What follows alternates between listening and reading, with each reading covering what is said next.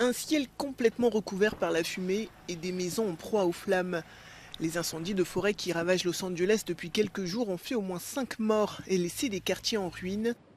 Selon les données des pompiers de Californie, plus de 2000 bâtiments ont été détruits ou endommagés dans les 2 foyers principaux, Pacific Palisades et Eaton.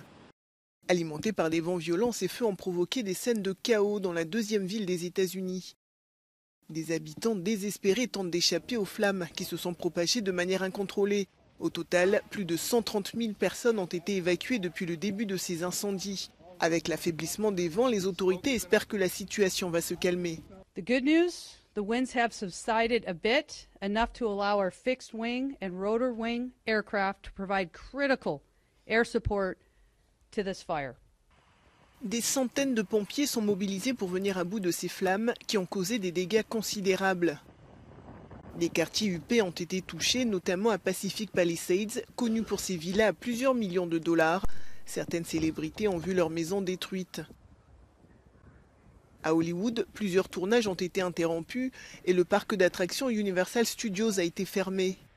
Pour Donald Trump, le responsable de cette catastrophe n'est autre que Gavin Newsom, le gouverneur démocrate de Californie.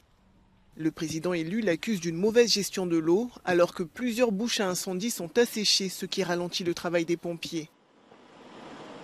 The biggest homes, some of the most valuable homes in the world are just destroyed. I don't even know, you talk about a tax base. If those people leave, you're going to lose half your tax base of California. This is a true tragedy, and it's a mistake of the governor, and you could say the administration. Selon les pompiers de Los Angeles, il s'agit de l'une des catastrophes naturelles les plus destructrices de l'histoire de la ville. Ces feux, inhabituels pour la saison, sont notamment dus à une forte sécheresse. Ces 6 derniers mois, il n'est tombé que 4 mm de pluie à Los Angeles. Selon un récent rapport de l'ONU, le nombre d'incendies risque d'augmenter sensiblement dans les prochaines années aux États-Unis, mais également dans le reste du monde.